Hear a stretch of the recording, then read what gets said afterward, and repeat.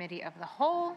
I call the meeting to order, and I welcome you to November's meeting. Attendance will be noted. 1.03, committee meeting dates.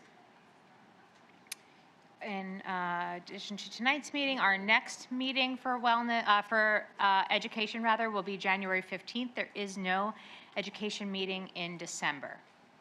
Thank you. And then we are moving on to section 2, which is our Education Committee meeting agenda. Dr. Russell. Thank you, Ms. White. And our agenda includes 5 items this evening.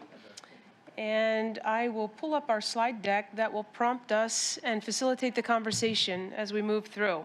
We will begin with an equity update. So we've been really trying to have a touch point around educational equity and some of the things that we're doing as a school district across the district to make sure that our students have the resources that they need to be successful.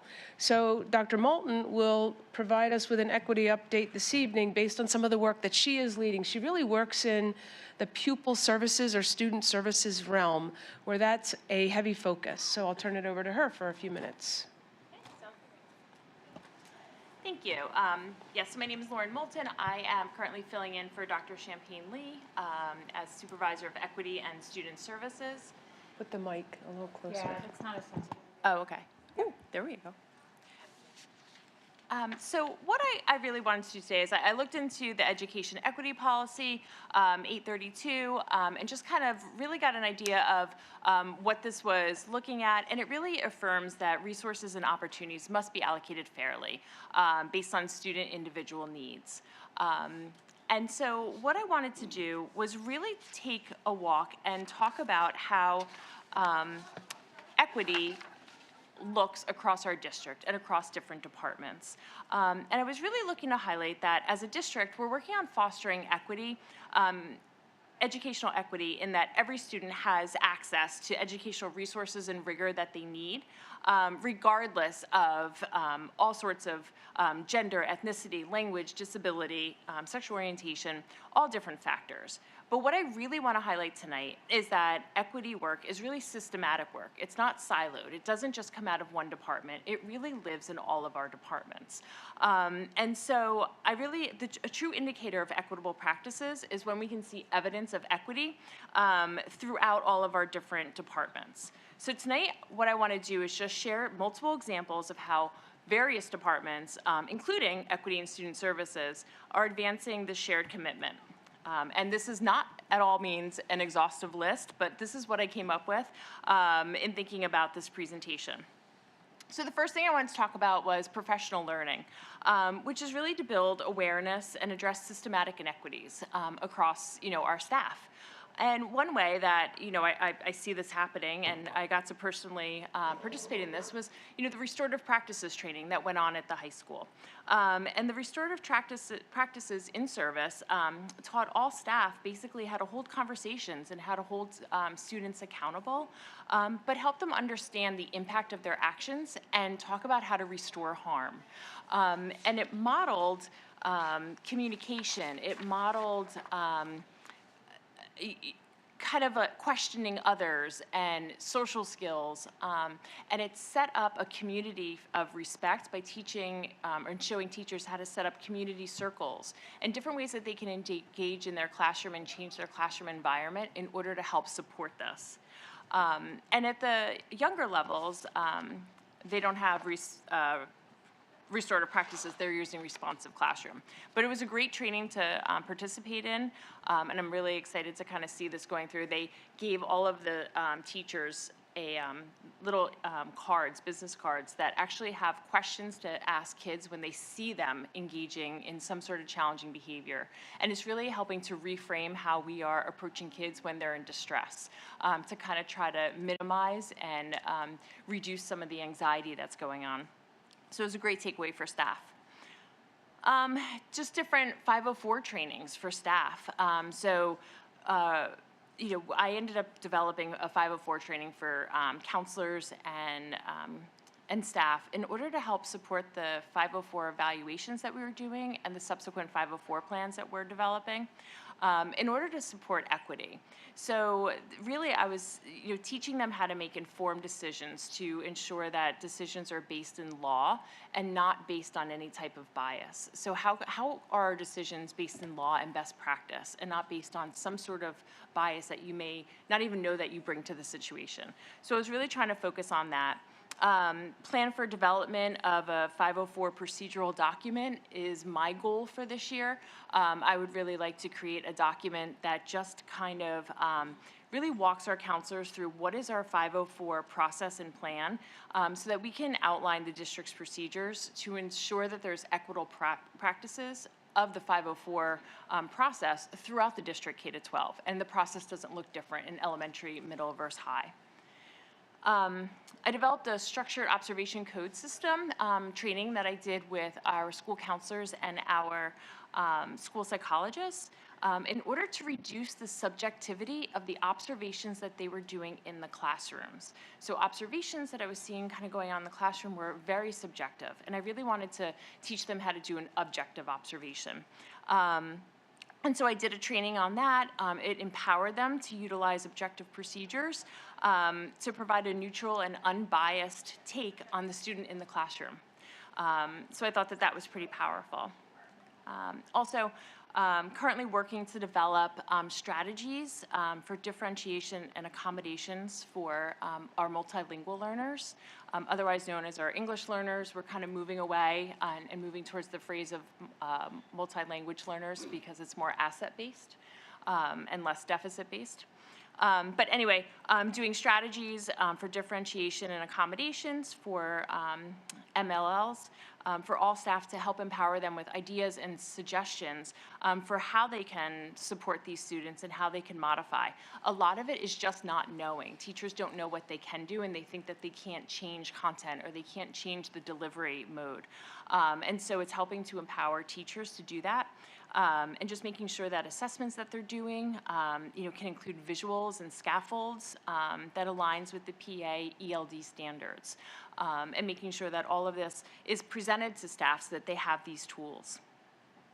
And that's actually part of our education equity plan. Part of number 2, section B, talks about how we're going to help support that. And that's what we're currently working on. At the last PD session, I worked with this ELD teachers to really kind of create this presentation and what this would look like and create this toolkit and trying to align the ELD standards to that.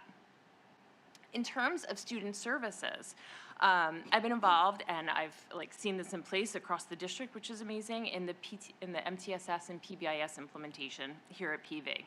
And really what this is, and you've all probably heard it before, but really a framework that ensures that all students receive the level of support that they need. It uses data to make decisions, so it's not subjective, provides tiered supports, evidence-based supports, and it just ensures that students are treated and resources are given fairly rather than equally.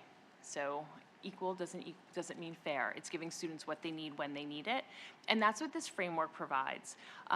So currently, our MTSS and PBIS teams are using the team-initiated problem-solving process through all of their meetings, which I will admit can be a bear to take on at first, but once you learn how to do this process and engage in it, it's really powerful.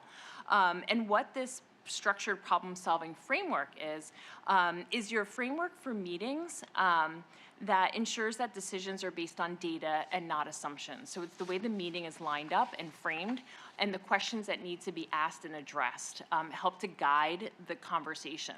So it promotes collaboration, structured problem solving, and ensures that interventions are fair and consistent across diverse populations. Our goal for MTSS PBIS is we're working on full implementation K-12. We have Tier 1 fairly established. Tier 2 is an installation at the elementary and middle school levels.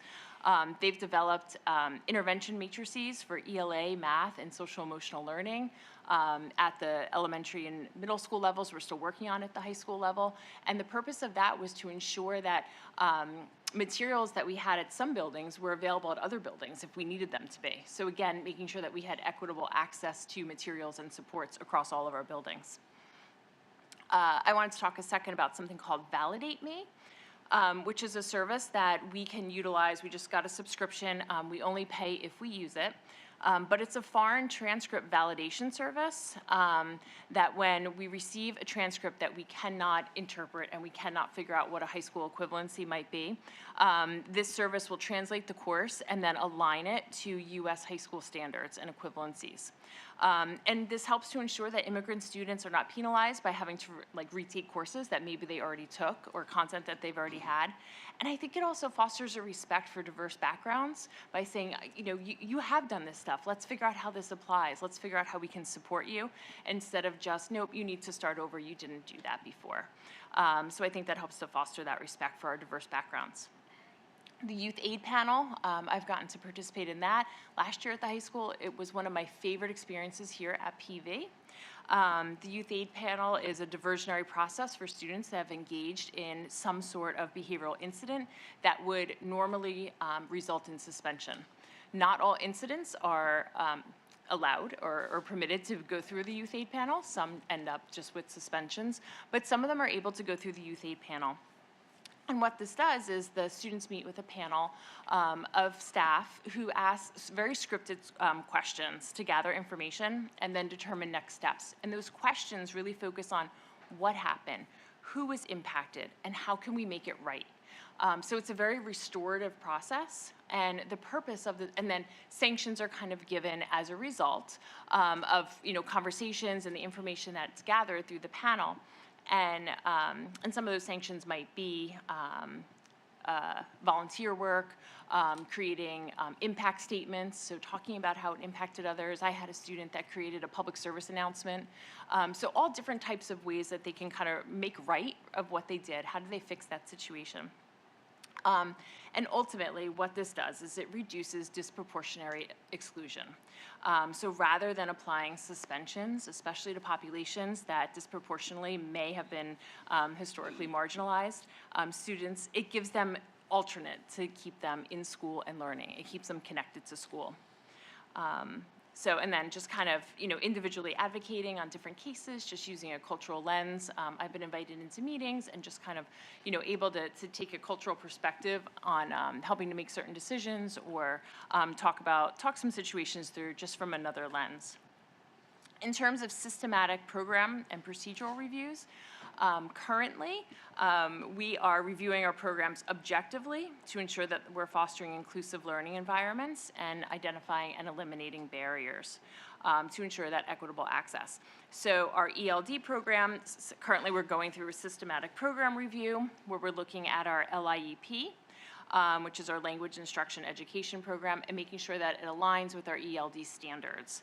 We're currently doing a systematic gifted program review, and we're looking to assess whether or not our policies and procedures are equitable, and looking to see what types of adjustments we can make. We are doing a 504 procedures review, and again, like I said before, my goal is to develop a procedural manual to help unify that process and make it more equitable.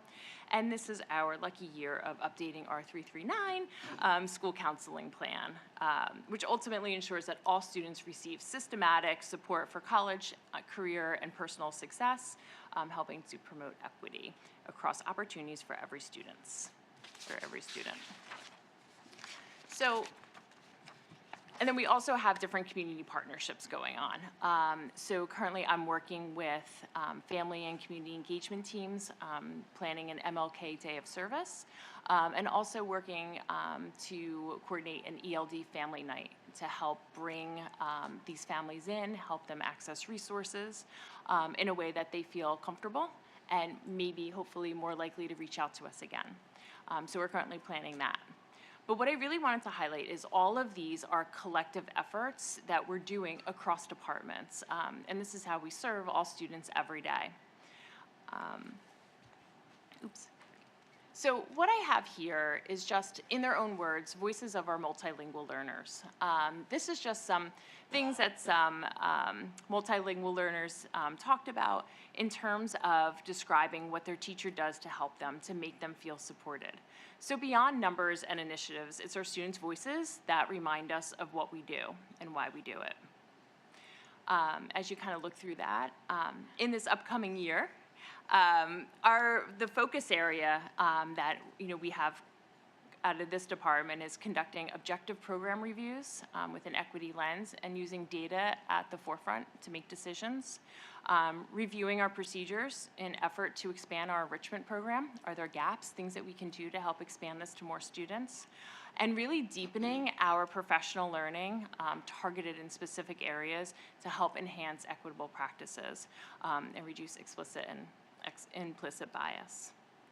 So, overall, equity is taking that systematic approach. I had a very hard time talking about it from one lens. I really see it across the district and in all different departments. And so I really wanted to highlight that it's really the work across departments, and that's what's showing the equity work that we're doing. So every student has a fair opportunity to thrive. Thank you, Dr. Moulton. I don't know if there are any questions or comments. Yeah, I have a go ahead, Dr. West. sorry. I'm really pleased to see this kind of feedback here from the MLLs.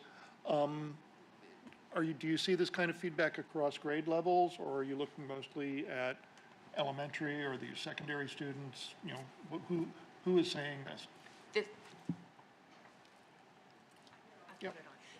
This was from high school students. Oh, okay.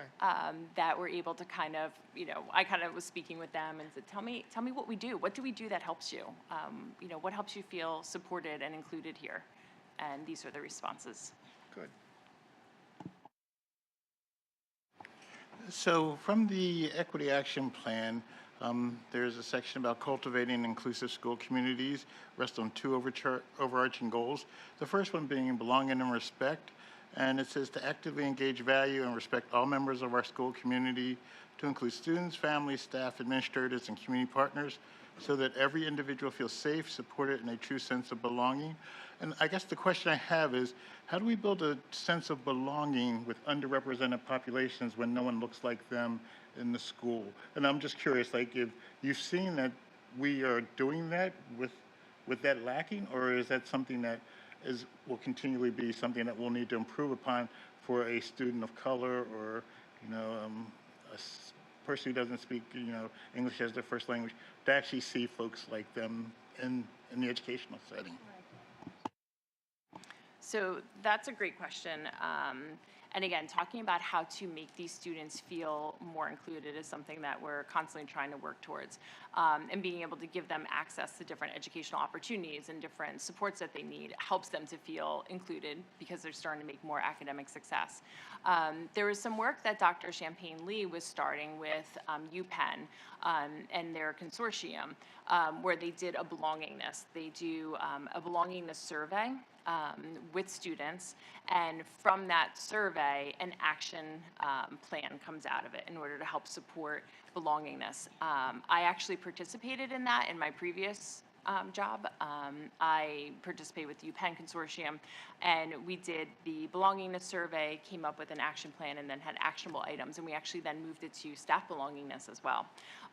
Dr. Russell and I have been talking about it because it did come up again this year, whether or not we could participate in it, and it's something that we're exploring. There's a cost associated with it, which of course makes everything difficult at this point in time, but there's a metric and a measure that we're able to use to kind of determine that and then decide on some action items. Just a quick follow-up, and Dr. Russell, we have spoken about this before in regards to the lack of diversity within the district and the reasons for that.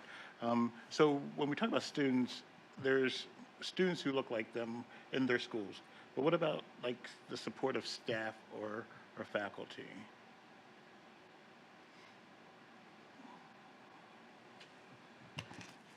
So I think our principals are constantly trying to nurture positivity within their culture. I don't know that we focus specifically on that aspect of our staff as much as we just try to continually think about how we create a positive culture that then spills over and influences the culture for our students. But it too is something we should focus more on and consider as part of our leadership efforts. As you asked that question, it made me think of something I didn't highlight. At our high school, we have a world language mentor program where our ELD teacher has chosen high school students of the ELD population and then partner them with elementary students across the district.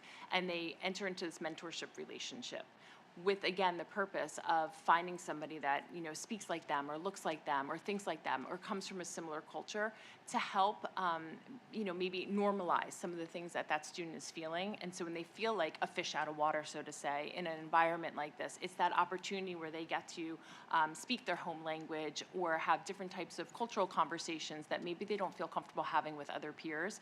And having that relationship with an older student and a younger student seems to be beneficial for both parties. The older student says that they definitely get this, you know, beautiful feeling that comes out of like helping students, and then the younger student loves being connected to this older mentor to help guide them and help, you know, help them understand the feelings that they're having.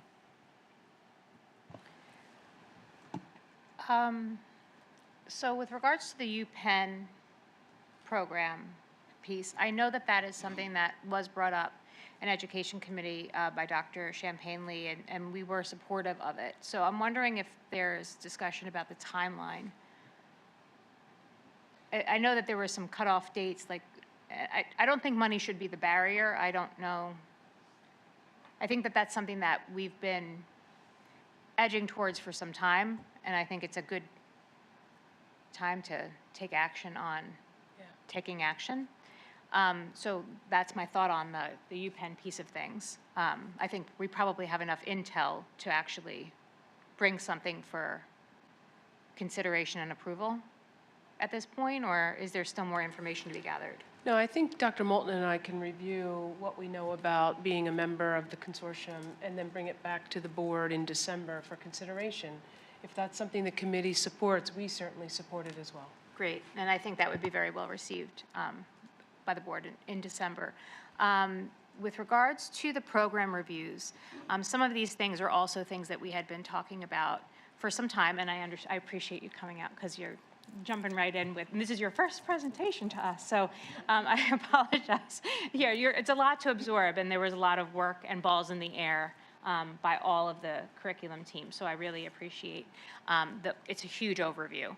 So I'm wondering if there are dates and timelines attached to the program reviews rather than just this vision to action.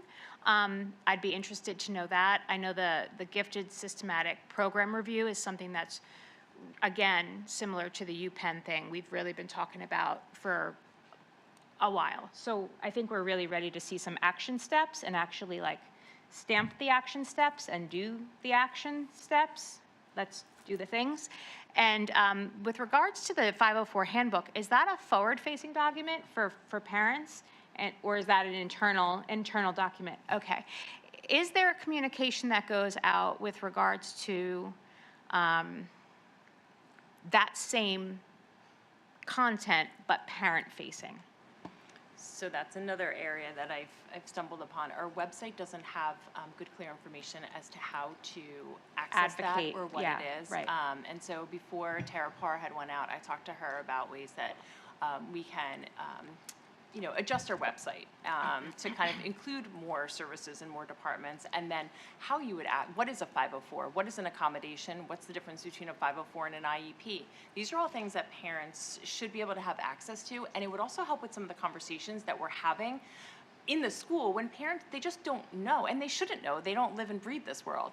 Right. But Unless they're forced to. Right. Right. But we do have a forum through the website to be able to at least, you know, pre-educate them. So I talked to Tara. Tara's not coming back for another week or two, but that was something that I Sure. wanted to work with her Okay. in terms of what that would look like. And in terms of dates of everything, On the district level, you're looking On to the work with her. district level. So with regards to individual buildings, I think one of the things that, just before you go on to the action item plan dates, one of the things that I feel as though continue to come to mind for me is the kids that would benefit, the students that would benefit, but don't necessarily have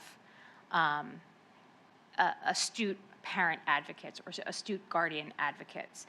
Because, you know, unfortunately, as it is the nature of certain things, when you have someone that won't give up and keeps pushing, then you see results. But there are a whole section of students that just don't have that adult in their corner.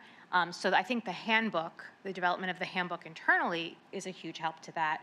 But then, what can we do to try to maybe educate and reach more parents to allow for dialogue proactively? I've heard it said that a 504 is a reactionary documentation, and that it's a reactionary response to something.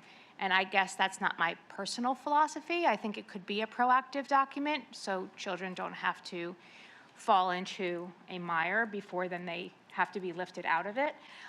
So I'm curious about what kind of other avenues we can really broaden with regards to how we as a district view 504s and their proactivity. Because obviously a 504 is not an IEP and all of that, and I know you know that, but that's just for the verbal record. And then, okay, so go on with the dates. So in terms of dates, I do have dates for the ELD systematic program review. We have due dates on the gifted systematic program review that actually should be done in January? December 19th. December 19th. It will So be for done. Yep. January. Yep, we will have the results of that. So I've been actively working with that. Our updated 339 plan is due in the spring. I don't have specific deadlines, but that's a pretty hard deadline that I have to meet. So I have to figure out my action items between then and now. And the 504 procedures review and development of a handbook is my wish list of the legacy I want to leave on the district when I'm done with this position at the end of the year. Oh. That's what I want to leave, so that that's something that's sustainable, that, we'll be able to have in the future. So May-ish? Yes. June-ish, okay. I actually wrote a section today based on an issue that came up. Awesome. Yeah, you just develop the content, it develops itself. So that's great. So with regards to the gifted, once we have the results, December, when we receive it for presentation, I guess I guess we could talk about it further, but would it be the results to the education committee, or will it come to the education committee with results and then action steps? I imagine that we will probably develop some recommendations as an Recommendations. administrative team Right. from whatever is reported out to us from the IU after they review all of the data and the focus group conversations, et cetera, that are scheduled with each of the stakeholder groups. Okay, with growth targets and things like that. So for example, they're going to do this data collection, it's going to come back in a deliverable package of some sort. And then Yes.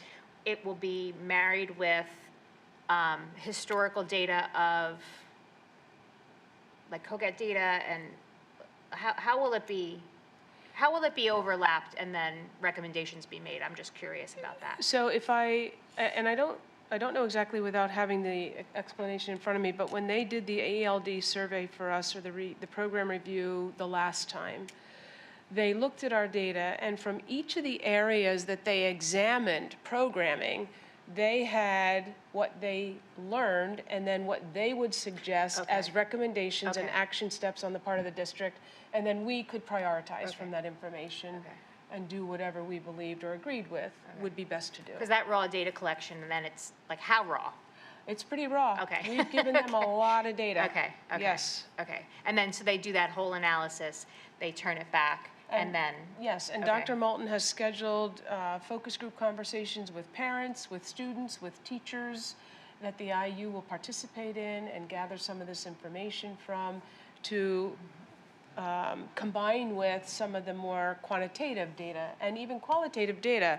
What sorts of forms do we use when there's a recommendation? And Okay. what is the pre-screening? What is the screening? What is the full evaluation looking like? And what are our cut scores? And then what programming do we offer when students qualify and are found to be eligible for specially designed instruction because they qualify as a gifted learner? fantastic. And so can we pull that line item out? We've been talking about this, Dr. Smith, I can't think, 6 years ago been a already, we've long been talking time, about it. yeah. So I'm wondering if we can pull that item out and have just a separate, just an update with the information about the focus groups. I didn't know about that, so that would be like an item, the focus group meetings are here, and how are we casting the net to provide? I know that this subset of parents really does have a lot of, they have a lot of knowledge, thoughts, and desire for engagement about this, even historically about the experiences that maybe their high school gifted learners had when they were in elementary school. So, you know, they have historical information and feedback that they really do want to help make the process and system better for PV learners, you know, going forward. So I think they would be valuable to have. So I don't know who all is in the focus group and all of that. Anyway, I just think it would be very helpful to have that pulled out as an item, just to dive a little deeper into. You mean to report out on? Yes. Okay, so when we get some of the data back, we will organize it in a way so that it remains anonymous, of course, and share out some of what we learned from these different stakeholder focus groups. Okay, Absolutely. fantastic. We can do that. All right, good. Because I mean, there were so many aspects of, you know, underrepresented groups and all of that. I know we really started to dig in, but then Yeah, we lost a little bit of momentum. yeah. What are you thinking? An email actually went out today to parents of students that were identified as gifted with a survey through ParentView, and then opportunity to sign up for focus group conversations, District-wide. district-wide, K to 12.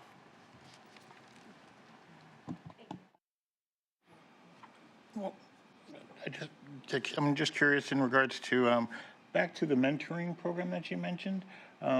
So we sometimes, you know, and Dr. Weston always likes to say, like, we have really great things that happen in the district that no one knows about.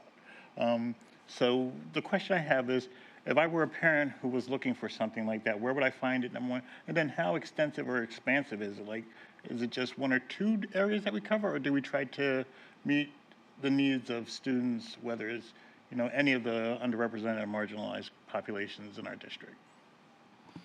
Currently, this model is with our ELD population, but it's an interesting model, and a model that we've been doing now for 3 years, 4 years, that could be replicated with other populations. And it's been quite powerful, just from what I've learned about it. Again, this is my first year going through it, so I'm only a couple months in, but I know that the team leader is very passionate about it and has worked out a lot of the logistical, you know, concerns that we have with that. But I think it can be expanded and used as like a model program for other populations. And again, how does one find out about it? I mean, I would say the way that this program really is initiated and communicated is through the ESL teachers. And what we have tried to do is match students who speak Spanish with a high school Spanish or speaking student. And these high school students spend time in the elementary schools on a regular basis, or the middle schools, communicating with students in a language they're familiar with that helps them to feel better connected to the school.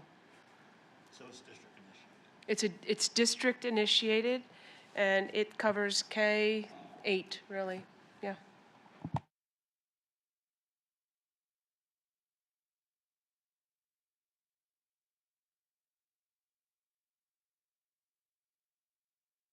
All right, so I'm going to turn it over to Dr. Fuller to talk a little bit about what will come before the board in December in terms of program planning guide revisions.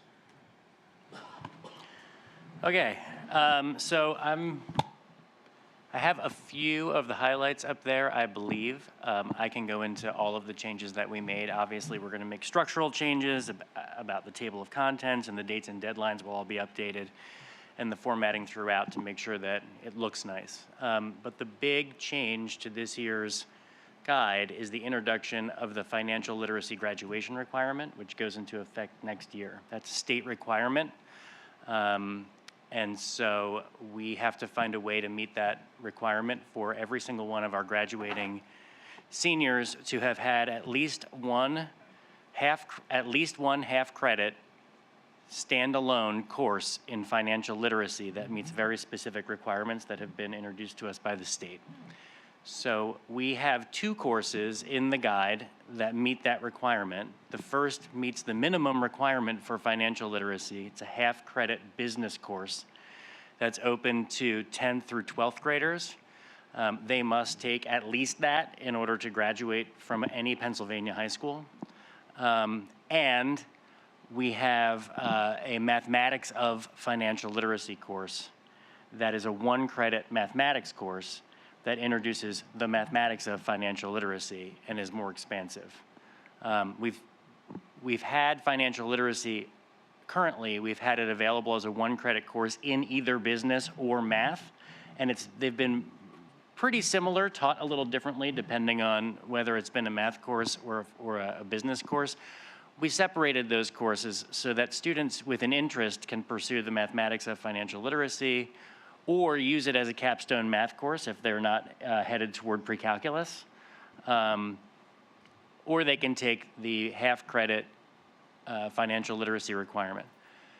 One of the things that offering financial literacy at a half credit is going to do for us is make enough sections to accommodate a course that every single student in the high school needs to take.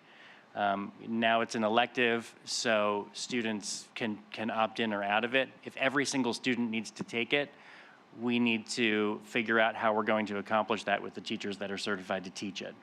And so that's a benefit of offering it at a half credit.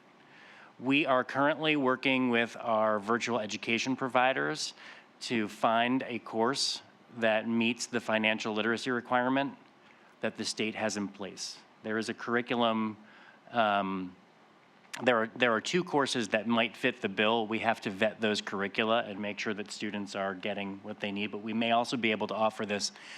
I think we will be able to offer this through Viking Virtual Academy for students who don't want to have that be a barrier within their schedule. And so that's currently being explored by Mrs. Baker. Is that something that could occur asynchronously during the regular school year? Or is that something that would have to occur over the summer? I'm not sure. Okay. To be honest, I have to say I don't know how that would work right now. Okay. We'd have to think that through. But it seems as though, I mean, maybe I'm wrong. That's a good question. It seems that that would be a pathway that many would choose if given the option. But then I guess then the second part of that question would be, will that be an option given to them at scheduling? Yeah, we will know certainly by then whether we can do it or not. Okay, And and then- I will come back to this group and let you know. Great. And then kids can say, yes, I'll do it over the summer, or yes, I'll do it Yes, asynchronous. I mean, a half credit it's just doesn't seem like it's that right, heavy of a lift. It just seems like it could just happen yeah. outside of if they It's 9 choose weeks. to. Yeah, Yeah. right. Okay, got it. Thank you. That's very helpful. Sure. So the half-credit course, is that going to be in addition to the business and math courses that we're currently offering? Or are we going to be dropping the business in favor, the full credit business course in favor of the half-credit business course? We are dropping the full credit business course in favor of a half credit business course. Okay. In order to accommodate the number of sections we will need and still make possible the other courses that we offer in the business department. Okay. What's the enrollment been like in the business course? It's been popular. It's been popular. So if it's a popular course, will a half-credit course and then another elective satisfy those students that are wanting to take that? That is my hope. I only have so many business teachers, right? Yeah. And they teach courses other than financial literacy. Yeah. So I'm trying to find a way to accommodate the demand for financial literacy and also offer the other offerings that would get pushed out of the way if we offered financial literacy at a full credit. My fear is that if we retain a full credit course, we're bulldozing other offerings in the business department out of the way and limiting the choices that our students have. I can get 12 sections of financial literacy in place within the schedule this way and still retain those offerings without hiring another teacher. So it seemed like an elegant solution to me. We could talk about offering it at a half credit and at a full credit. We already have a full credit financial literacy curriculum developed. I'm trying to play it safe for this first year and make sure that the offerings that we currently have stay in place. I appreciate the challenge because you've got a popular course, Right. but at the same time, not everybody is taking it, and everybody needs to get this particular thing. So you've got to figure out a way to get it to the people that are not taking either the business or the math course. Right. Okay. you don't have a curriculum for the half-credit course yet, It's under development right now. under development. When do you think that'll be available for us to review? I don't know what the timeline of that is offhand. Okay. It'll be soon. I know Dr. Handerhan is working on it right now with Mrs. Miller, Okay, but we're approving the concept for the half-credit handbook course for the before program we of have a studies. curriculum? Okay, all right. Yeah. And Dr. Weston, that's typically what we do. We give some broad learning outcomes or intended learning outcomes for a course. Once the board approves that in the program planning guide, the detailed work of developing the curriculum then occurs. And then that's Alright. approved by the board in the summer or late spring. Okay, I've also, I haven't put it here because it doesn't represent a change to the program of studies, but there are also 2 new AP courses that are being offered in the business department. One is AP Cybersecurity, which I would love to offer. The other is AP Financial Literacy. Okay? I have asked of some very anxious teachers who want to offer these courses to bear with me for a year so that I can recognize what the impact of this decision is on the business department before we start offering additional AP courses within business. That's awesome. Which is, it pains me to say no to that, but I'm trying to play it safe. I guess the question, though, with regards to that, is there a grade level that this will have to be? Because there's going to be this transition period where some kids will be like on the cusp of, Yes. do I take it as a junior or do I wait to take it as a senior if it's going to be available Right. So, in another way? yeah, holding off. We can educate our students about that possibility.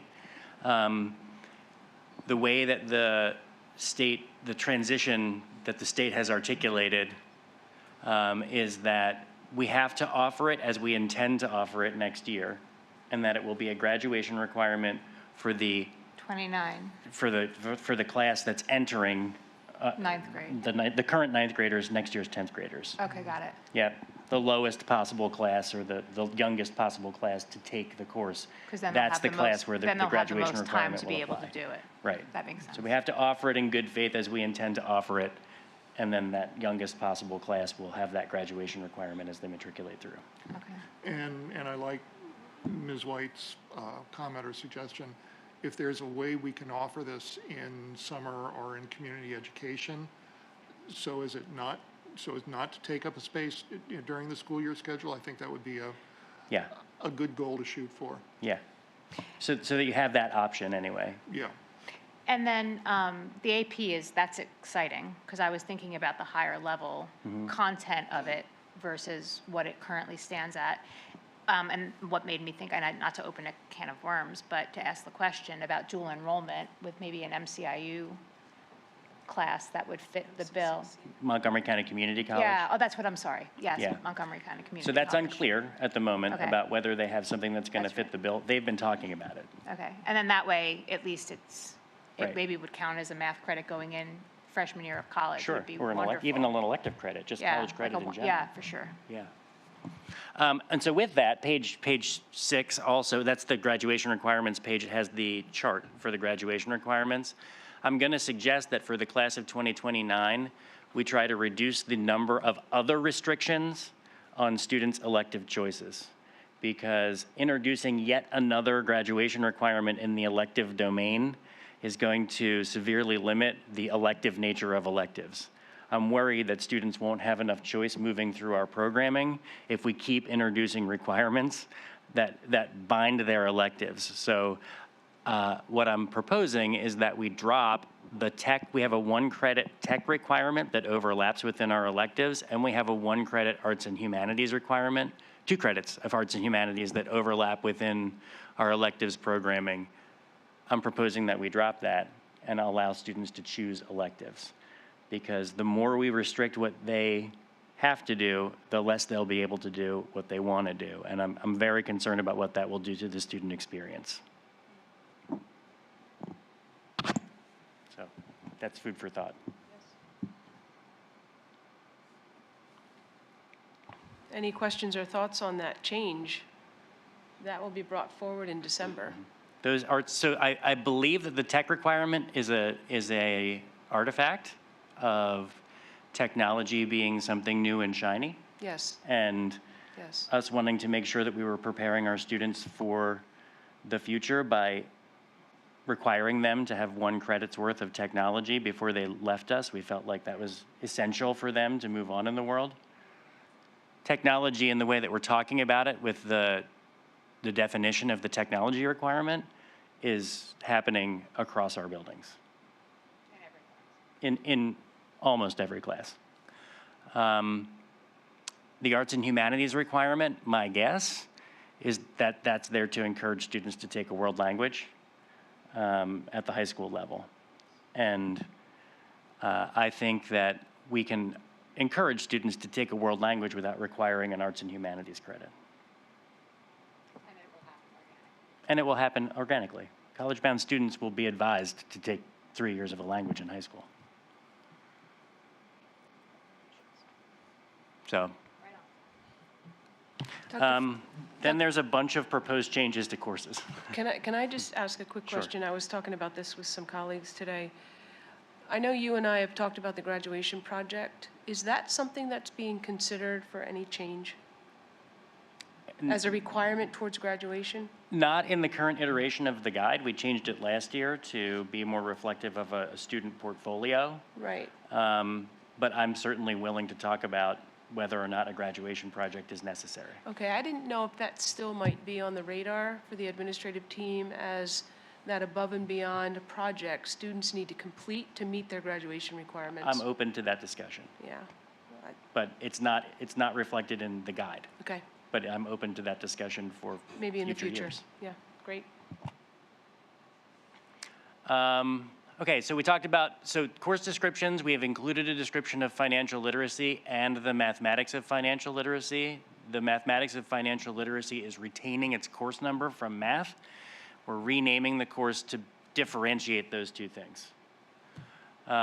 World language, we have 2 new French teachers within 2 years. And so they wanted to be more expansive. The description of the French courses was a little bit sparse. And so they wanted to be more descriptive and expansive in the courses. They still are reflective of the board-approved curriculum. They just go into a little bit more detail like some of the other courses. And so they did a nice job of revising those.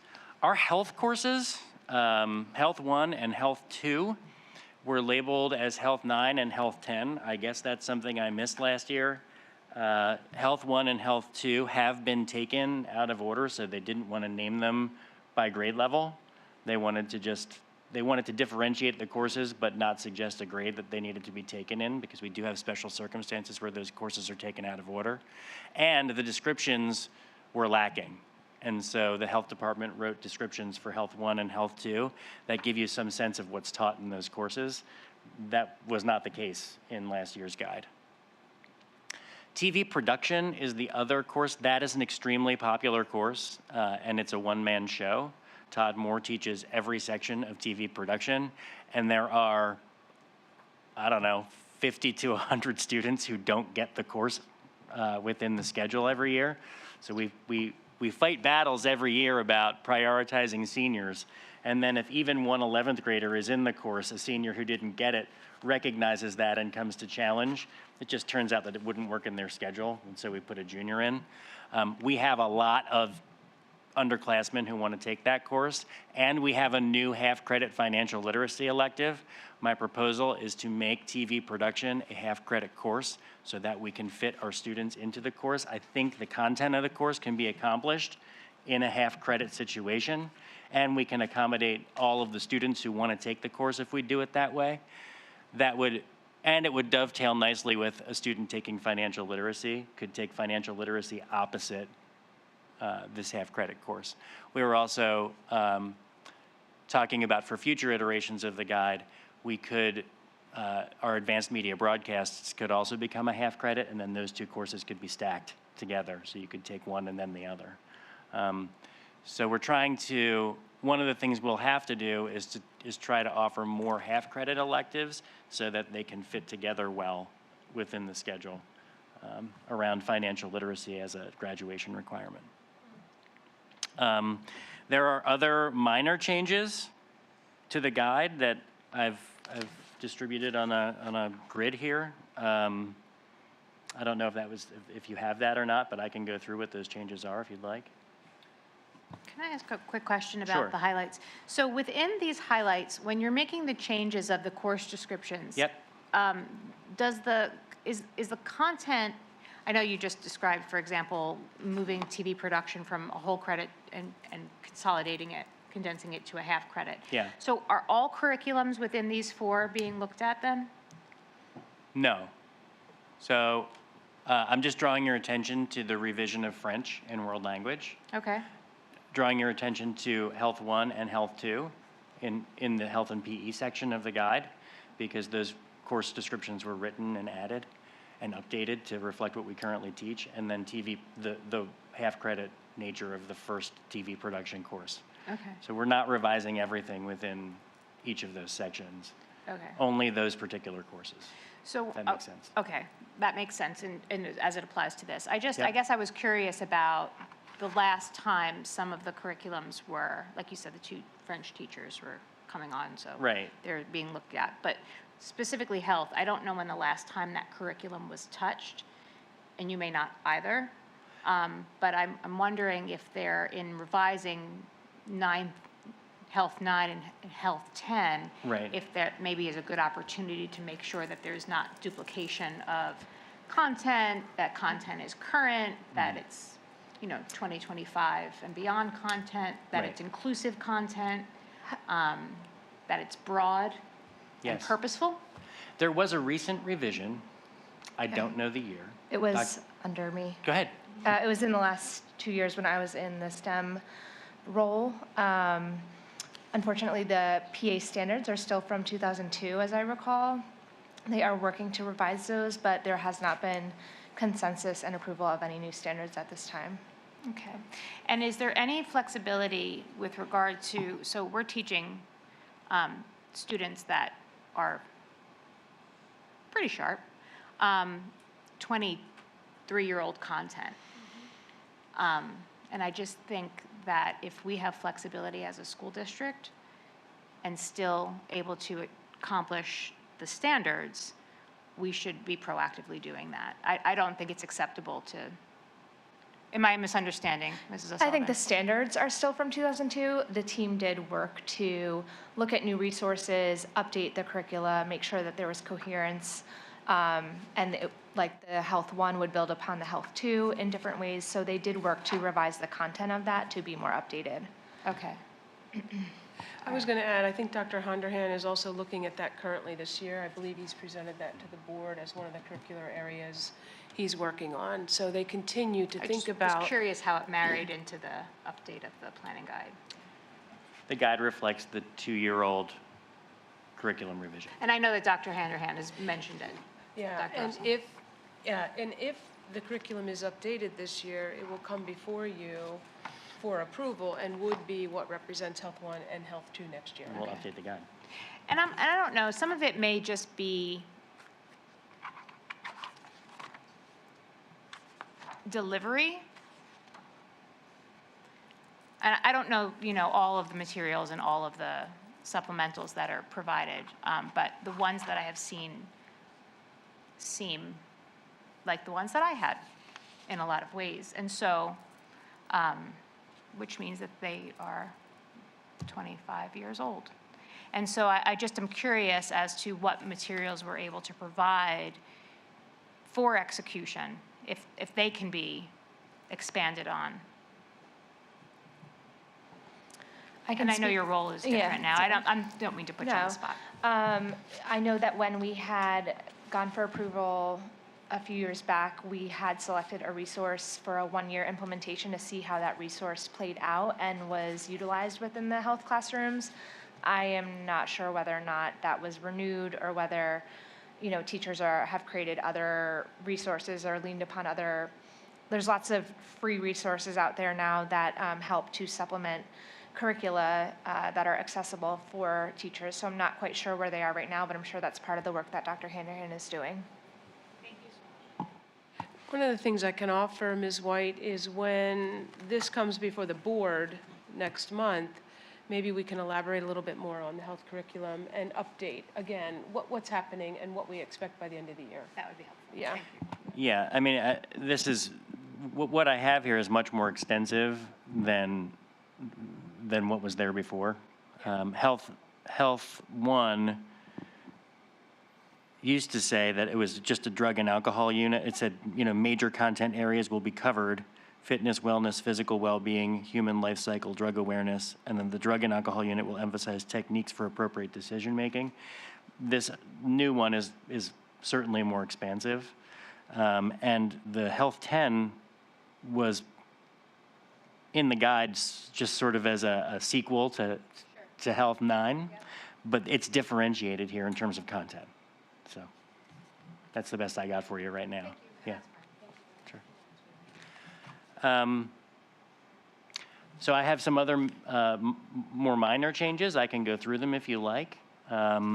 So Foundations of Art, we removed one sentence that stated that Foundations of Art is a prerequisite for the art major. We do not have an art major at the high school, so that had to come out. That language no longer applies. Digital photography used to say that students must own a digital camera. It now simply states that a camera is required for the course. You don't have to go out and buy one. You just need to get your hands on one. We have loaners available for students who need. Studio art courses, the language better reflects the language that we use with students, and the course is no longer a dual enrollment course. That's not our fault. That's a MCCC change. AP Art was changed to bring the language in line with the current AP requirements. The course changed, and so the descriptions has changed. The requirements of the assessment have changed. We talked about financial literacy. Sports and entertainment marketing didn't say marketing, so we decided to include that word. Education at Work, which was presented to this, this panel last year, is now available for a half credit, mostly because we'd like to dovetail it with financial literacy, but it provides that option to students who want to take it for a half credit. I've talked about television production and world language and health. Physical education 12 has not been run in 9 years because we have health electives for upperclassmen that are more specific in terms of what they can take. So if we're not running it for 9 years, we took it out of the guide. Volleyball has not run in several years, and so we took it out of the guide. We do have a basketball/volleyball course, which is strangely very popular. Volleyball by itself doesn't sell, so basketball, volleyball is in there. We took volleyball, straight up volleyball out. And then anatomy and physiology honors and zoology are changed just very slightly to reflect the fact that there's an anatomage table in that room right now. And so it talks about real and simulated dissection. And that's all I got. Those are the changes to the course descriptions. We have no new courses.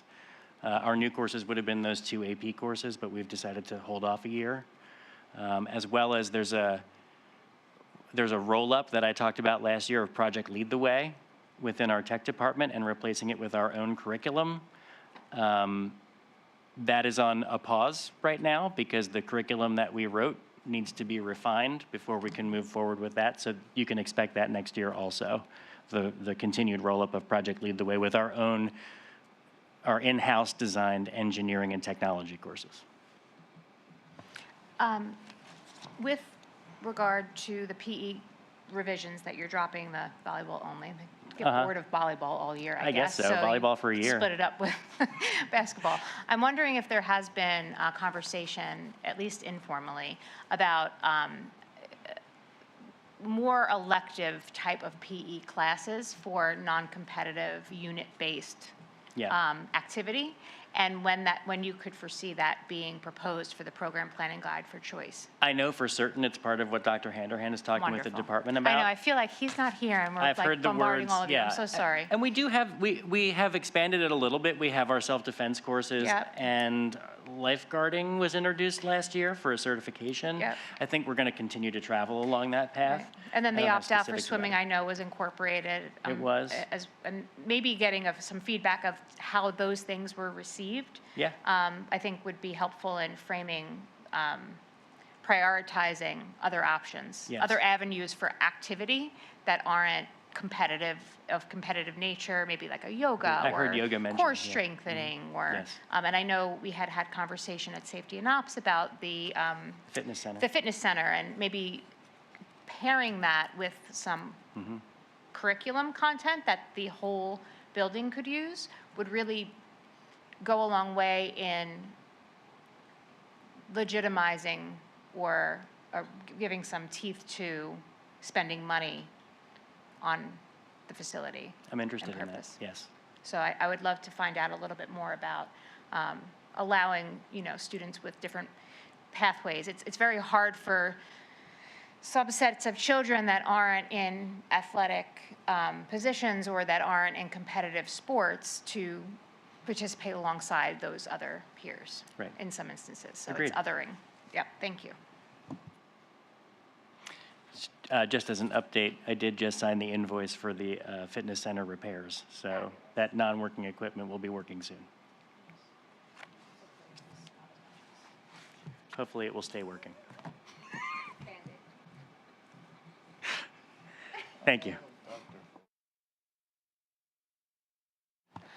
Thank you, Dr. Fuller. I'm going to keep us moving along here, and we're going to shift. Last month, we had conversation around artificial intelligence and how it's finding its way into our school coursework, and some questions about how teachers are using it and employing it, how students are using it. So Mrs. Lanehart is one of our instructional coaches, and she is participating as a co-chair on a committee that's working with others in the district to really understand AI, its potential in education, and how we might use it in ways that are purposeful, are meaningful, are respectful, are accountable, and they're ethical. So we're still learning, but she'll share just briefly a quick update in response to some of those questions that emerged last month.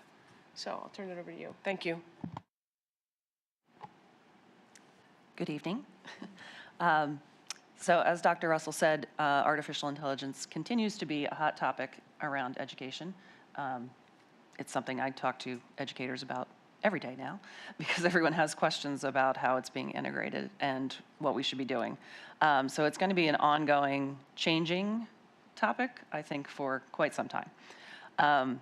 But just a quick overview. I know Dr. Parr also provided a little bit of an overview before, I guess, one of the previous meetings.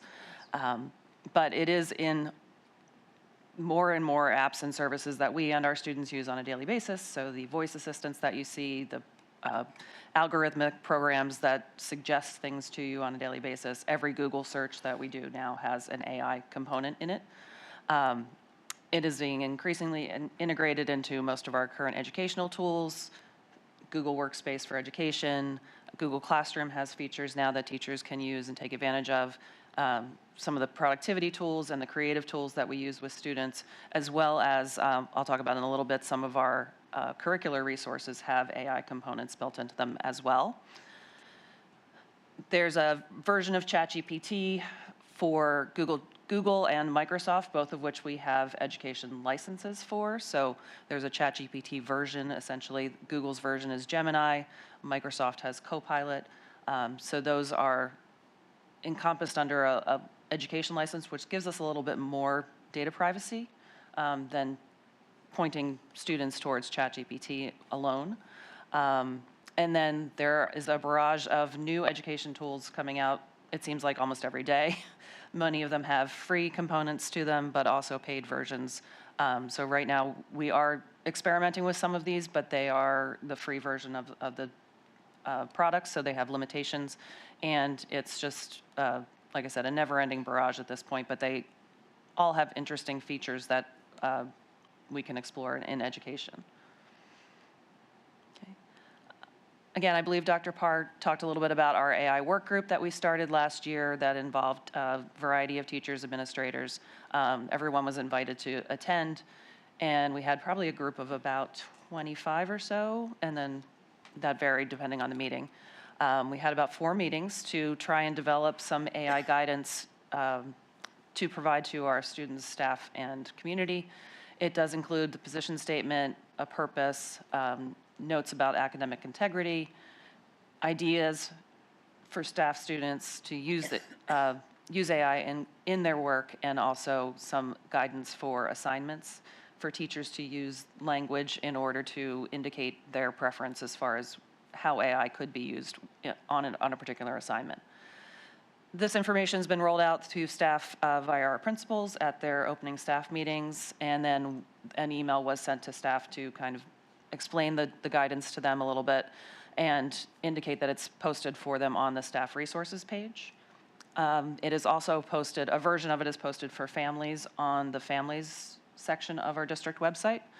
That includes the information about the position statement, the purpose, and the academic assignment guidance is out there for families to view as well. Okay. This is our position statement that addresses the possibilities for AI while also maintaining the human element of education, which is going to be ever more important, but that it can provide some opportunities and chances for us to do more personalized learning and boost interest and things like that. But again, balancing that human element to education and the core foundational skills that our students still need. So again, this is part of the overall guidance document, which is out on the staff resources page.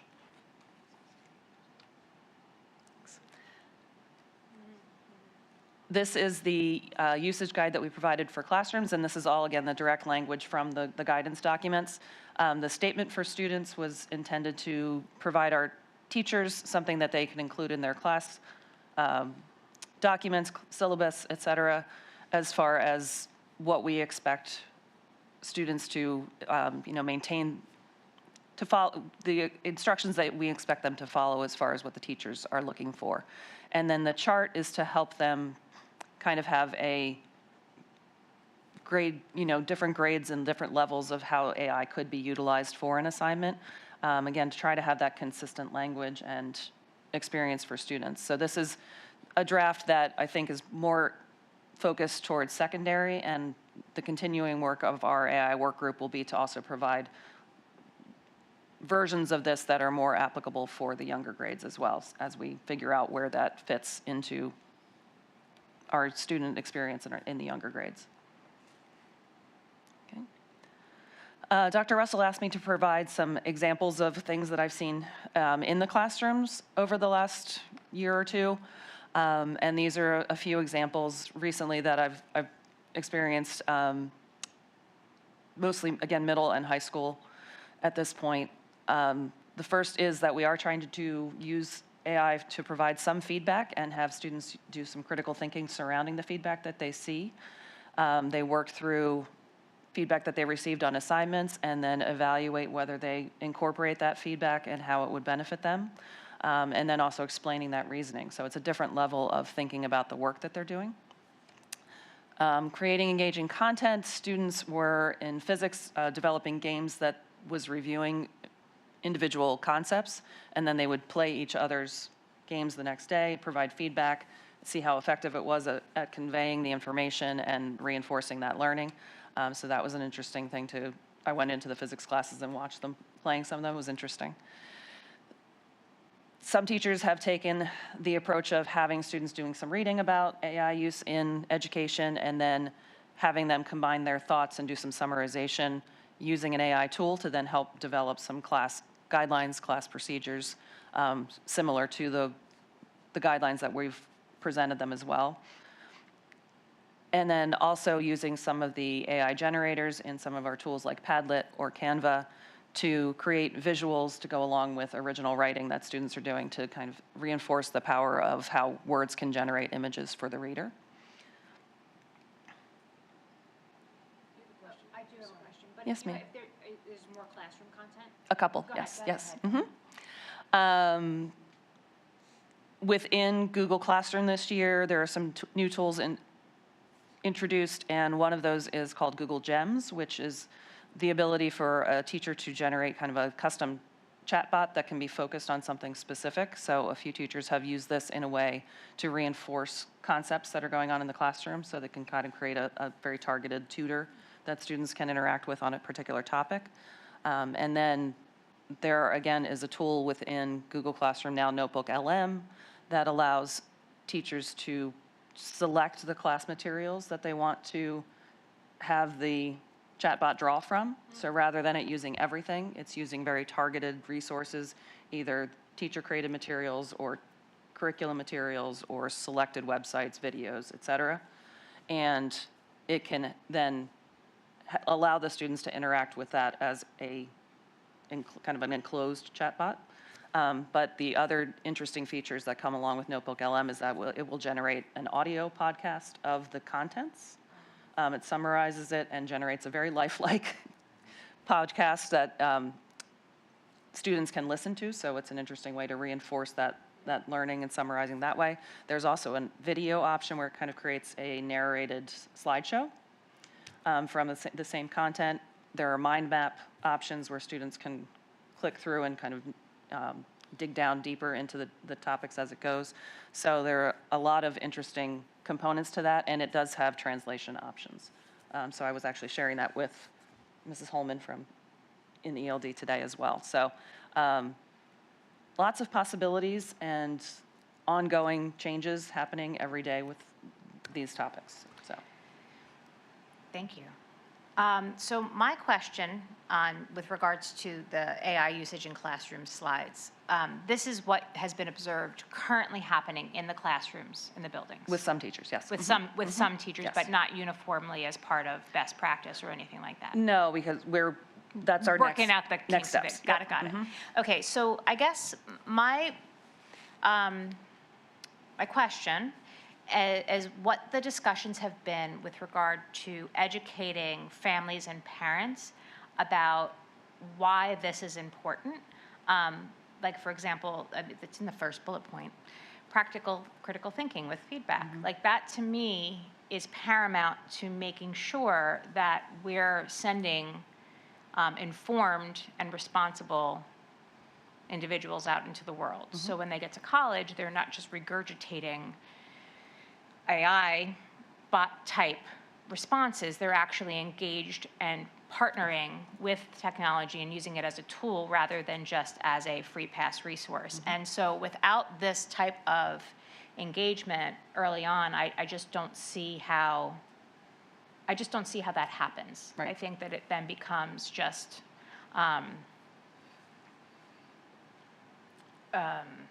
like a hijacked platform for them to just use A as crutch free or a pass. replacement Well, for however you thinking. want to call it, right? Yep. So I'm wondering if how this is intended to be presented to parents, because I think there's a lot of sometimes fear, but also a lot of misinformation about what the application and what the actual educational purpose of it is.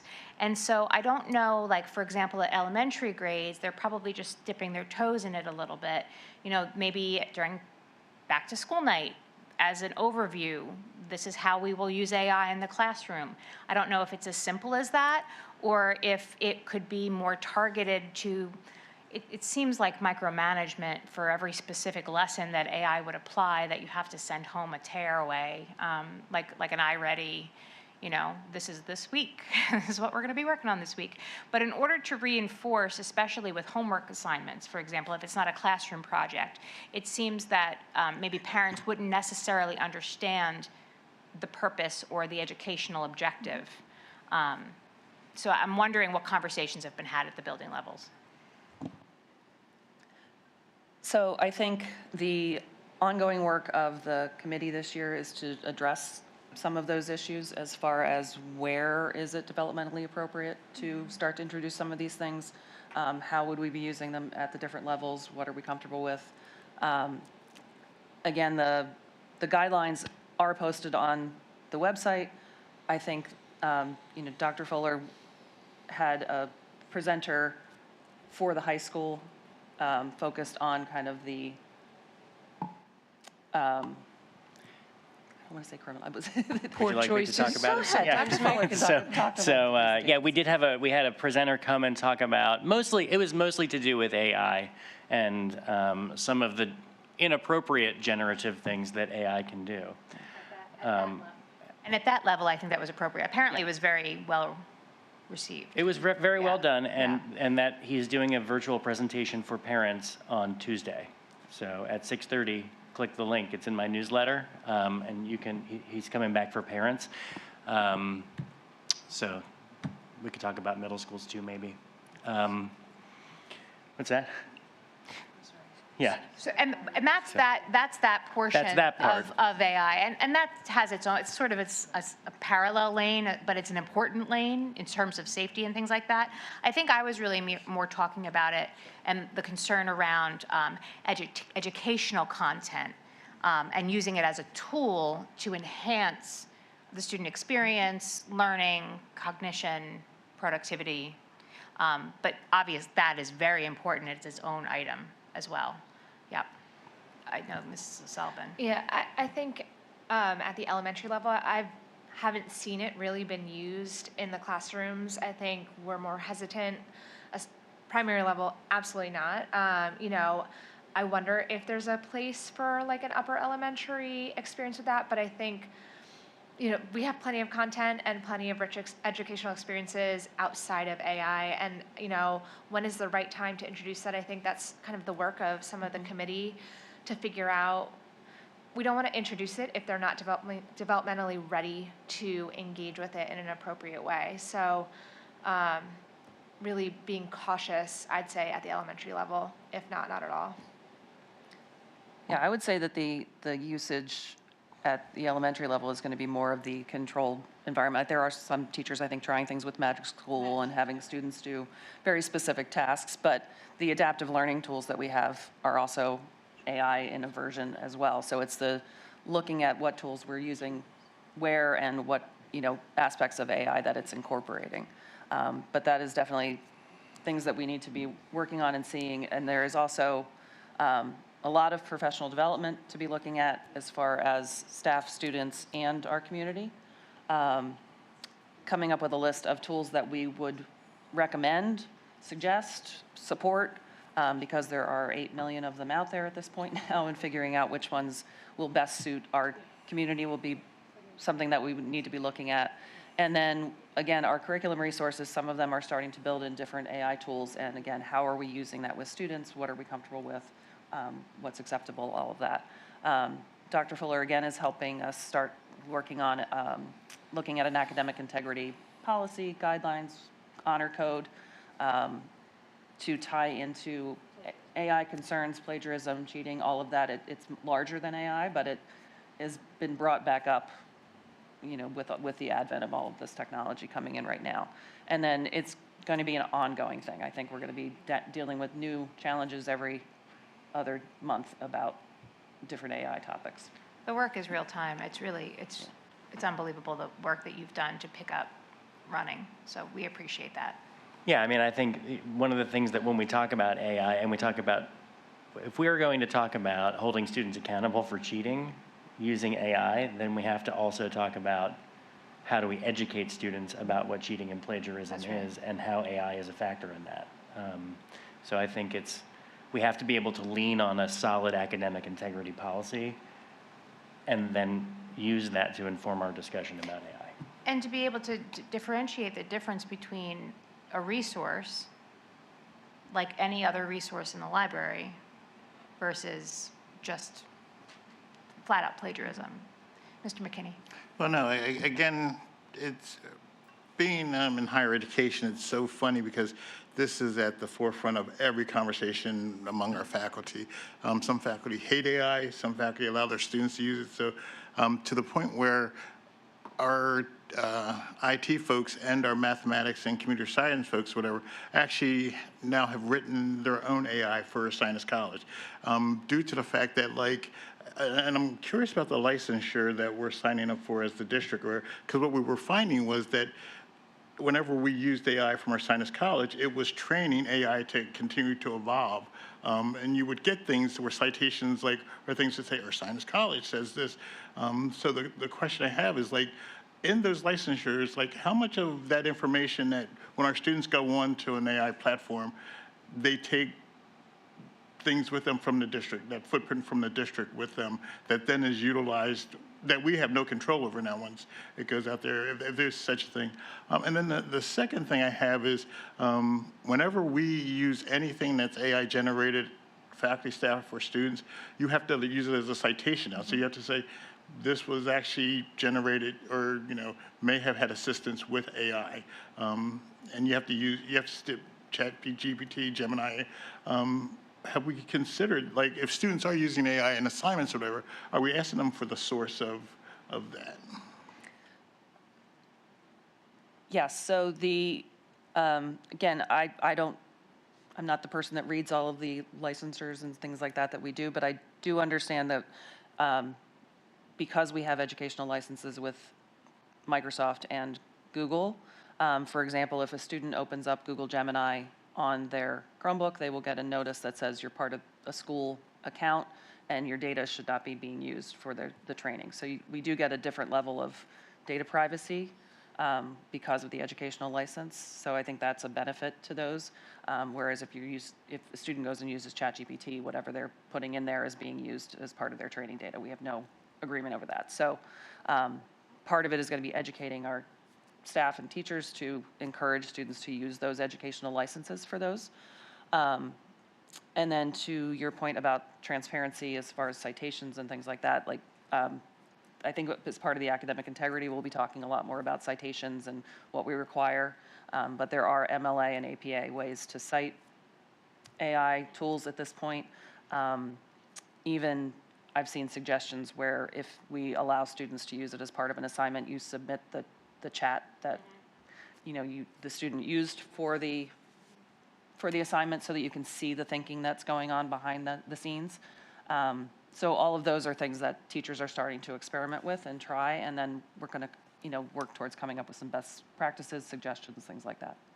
So for the licensure, is that a blanket licensure for the district in its entirety, or is it for certain segments? So is it like for just the high school, or for the district office, or do we just get a blanket? I mean, right now with Google is all students and staff have Google accounts, so I believe the education license covers that. Again, I think Mr. Ganesh would be the better person to answer that. But I believe with both Microsoft and Google, we have accounts for everyone. So, because even though we're a Google school, we all have Windows laptops, so we have Microsoft licenses to go along with that. I can't say for sure about the Microsoft for the students, but I think, yeah, I'm not 100% sure, but I think it is. Also, I was in a training last night, a DEI training, and the presenter said that the presentation was written by Google Notebook. And I was like, what? Like an hour-long training that, they just put all their prompts in and everything, and then it spit it out. Yeah, So Notebook LM is probably my favorite tool. I think it's really fun. It's great if you want to listen to a court case or read about a court case or a long PDF. It makes it very manageable. Yes. Yeah. So I think there's one more slide, Dr. Silva. I think there's one more slide, maybe. Yes. So again, our next steps are ongoing training, identifying what that means as far as what does it mean to be trained in AI. It's kind of a large topic at this point, but a large focus on ethical, effective, secure, and purposeful use of it in our classrooms. And then with the students and community, continuing to teach students about the responsible use of all technology, really.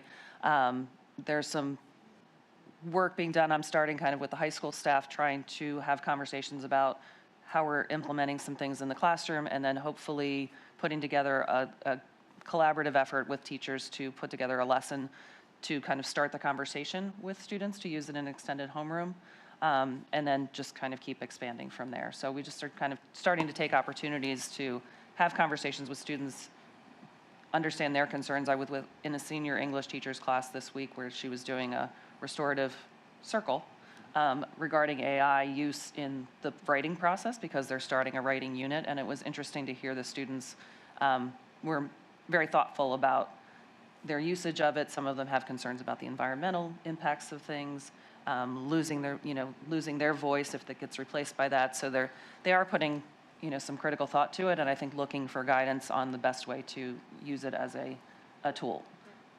So some interesting things that we're going to be doing. And then, as Dr. Fuller mentioned, the presentation for the families related to that content on November 18th. I was talking with one of my students yesterday, and she kept talking about Cammie. So I finally said at the end of the conversation, who the hell is this Cammie, and why do you keep mentioning her? You know, so I got my education about what Cammie was. So Yes, a lot of things out there. Cammie's a popular one around here too, so we like that.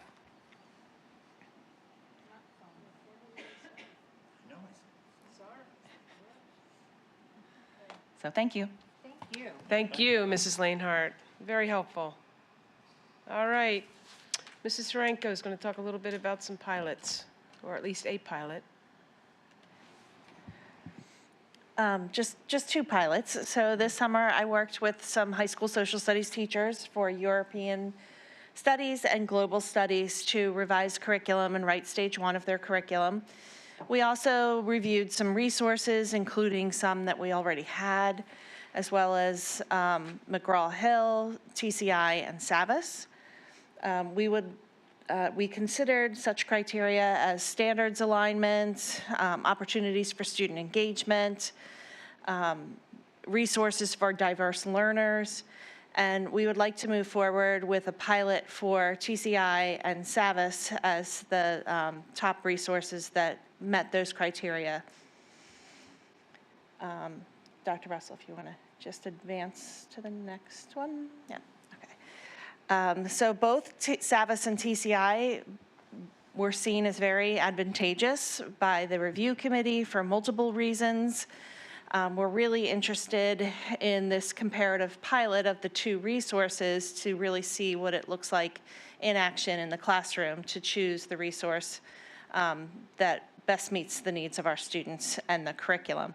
We're looking to begin the resource pilots in January and complete them by the end of March, and then look to make a recommendation for purchase in the spring of '26.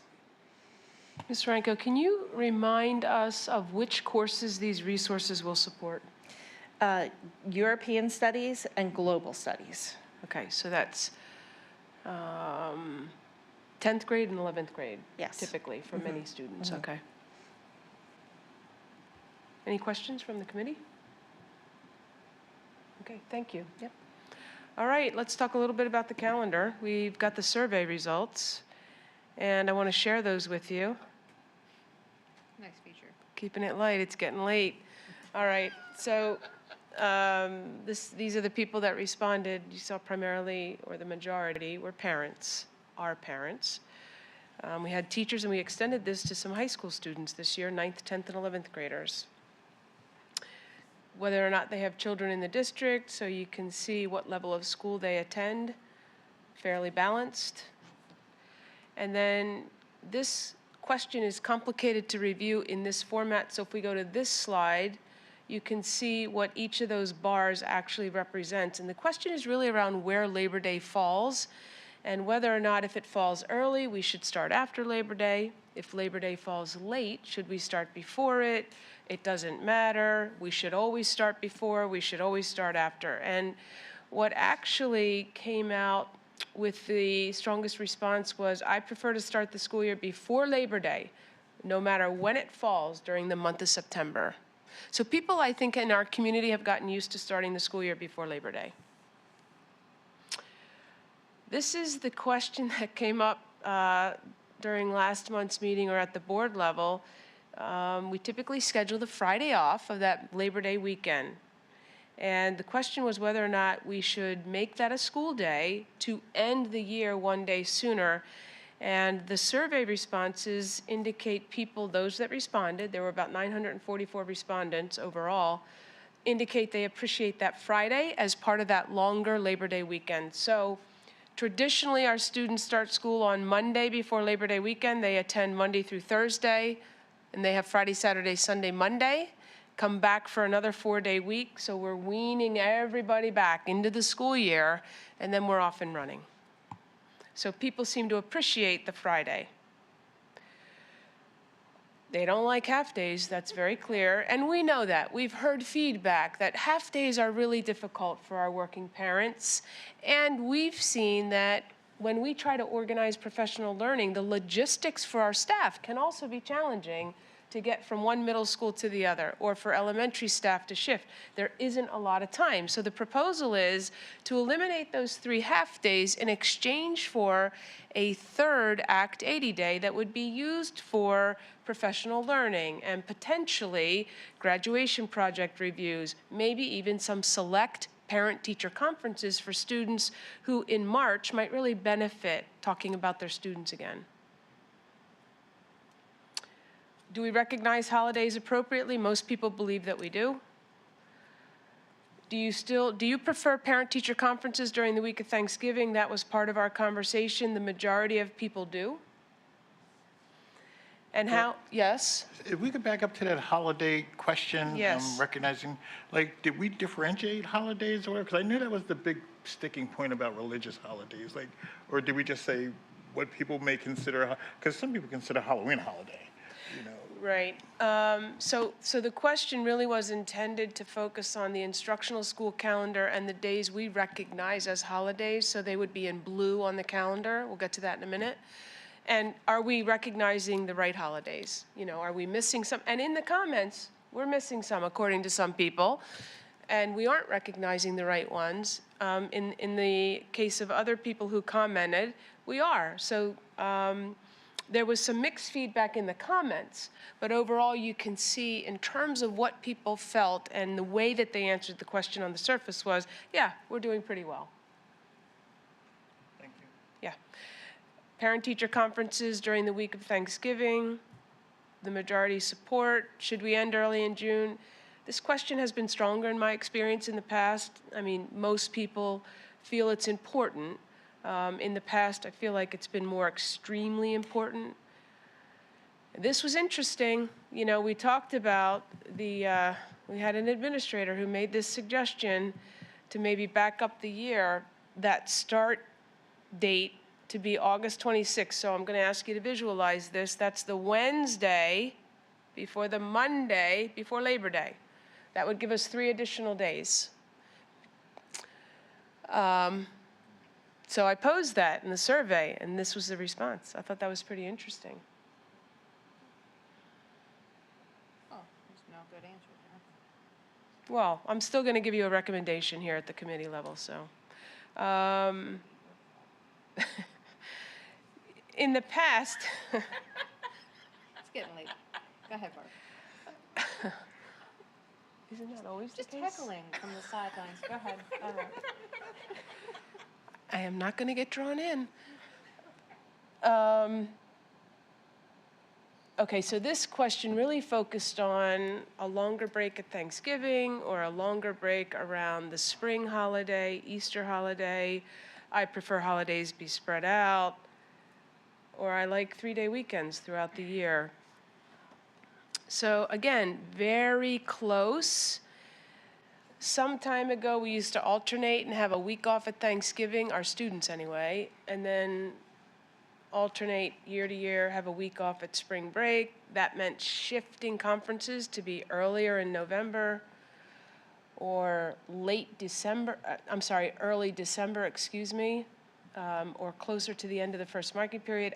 I don't know that based on the question about conferences, that's the direction to go. So my recommendation would be to keep the calendar as it is at this point, with the week off at Thanksgiving for students. Our staff work those 2 days, and we hold parent-teacher conferences. And should the calendar remain consistent, that's pretty important to a lot of people. So let's get to the drafts. Draft 1 has our school year starting on the Monday before Labor Day. And it also eliminates the 3 half-days and adds a third Act 80 day, which is scheduled on March 10th, which is Eid al-Fitr. So it allows us to celebrate that holiday and students to be off from school for those that celebrate it. That's appreciated. Graduation is the first Friday in June. We've moved to that tradition in recent years, and last student day with 3 inclement weather days built in would be June 15th. So that's draft 1, pretty consistent with the way we've been operating. Draft 2 takes us back to this start date of August 26th instead of Monday, the 31st.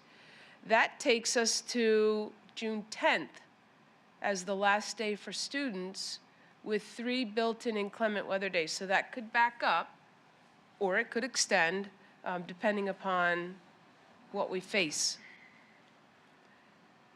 So really the question for the committee, because both drafts propose to eliminate the half-days, add a third Act 80 day.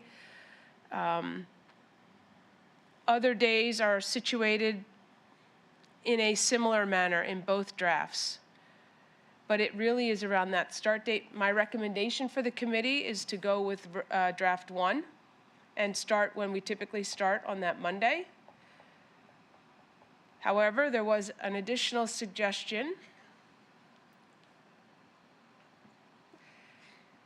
Maybe we develop a draft 3. One additional suggestion was, I'm going to go back to draft 1, so stay with me, is to consider moving Flex Day 1, which is August 25th, to December 23rd. So that would be an in-service day, no school for students. And school for select staff. It would extend the year 1 day, because we're pulling it from August before students start and moving it into December. But that was also a suggestion that was offered late in the game here. So something to think about. So, thoughts on the calendar? I'd like to bring a recommendation to the board in December.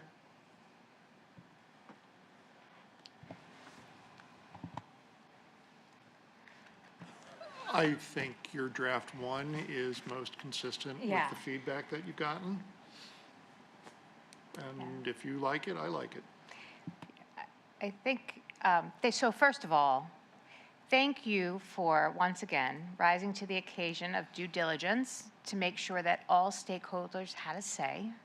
I think none of us here had an issue with draft 1, but we appreciate taking a look at the information, because I think it's important that we make informed choices about the calendar, because it affects everybody. Although this possible third draft, I'm sure as much as I think maybe draft 1. Yeah.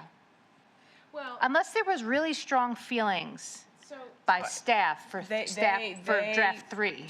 the word on the street is that staff would really appreciate draft 3. They like draft 3. We Okay. had an individual in the past who, for a couple of years, organized a calendar that was approved that had the 23rd as a day off. Okay. And people really just appreciate that. But not everybody has the day off. Not everybody has a day off, no, Right. no. Okay. It's not a holiday, it I'm would not be an against- in-service. Draft 3. But I don't, Mr. McKinney, do you have an opinion about? I went draft 2. You want, Seriously? no, he's teasing. See now? He's George in your video. So I don't your know, little gift there. principals and administrators around the table. What Can are your I thoughts? help me understand why they're in favor of it, just to have the day off for the 23rd? Just as the extra day off? I think most teachers, most staff get their hours done so that they can have those flex days off. Okay, so in other words, it wouldn't be a day that, it would just I be would like, think 99% of staff members would not be in on the 23rd okay, because they would have fulfilled the requirement set forth by the district before that date. okay. So draft 3 is draft 1 with that change. Correct.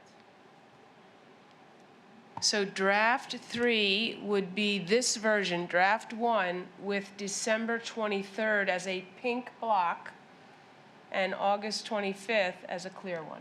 So I'm going to So- shift this flex day 1, So when's over welcome here. back then, the 26th? 26th and 27th. So Okay, again, that's been fairly traditional, and teachers don't love that they start the year with flex day 1. so they get one more day of summer, Right, they do, and then one more day of winter School. break, yes, but then we're just really bumping it to Thursday, maybe. right, that's correct. That's correct. I like, then okay, then I think I like draft 3. Do you? Kinda, Okay. How about the rest of you around the table? Are you okay with that, Dr. because that's like a last 4-day weekend-ish.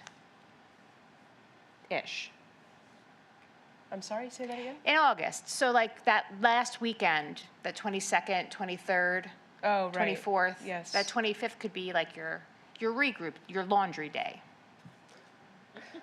It could. How do the rest of you feel, principals? This came up today in a curriculum and instruction meeting. Oh, it really was a late entry It to was the a late game. entry, but I said, hey, I'm okay to support. So what do we think, team? You said curriculum and instruction brought it up? You're in favor of it, draft 3? Sure. I think You it's okay with it? if that's what is desired by the staff, I think it's an easy thing to do, and I Right don't think on. it makes much of a difference. We like to let's keep the CNI team happy. Let's do it. And they're advocating for staff. I Truly. got it. No, I Yeah, understand. They're the okay. voice, 100%. Let's do draft 3. Don't even show the other 2 drafts. They have to watch, That's the goal of They tonight. have to The watch goal the of tonight. meeting Right, in that's order right. Or read the to- minutes. that's it. That is the goal, though. I want to take one draft to Snooze, the you lose. board in December. You get, and all we need is just 5, and then it'll go forward. 1, 2, But there's 3 right here. All right, draft 3, go. You exit, no, wait, next slide, thank you. Thank you. That's it. Thank you. Go ahead. I'm good. Draft 3. We're ready. Wait, That's what's next? that's what we'll bring to the board December 1st. Beautiful. Okay? What a big meeting that's going to be. What's next? What's the next slide? It's thank you. And seriously, thank you. Good work, team. Good meeting.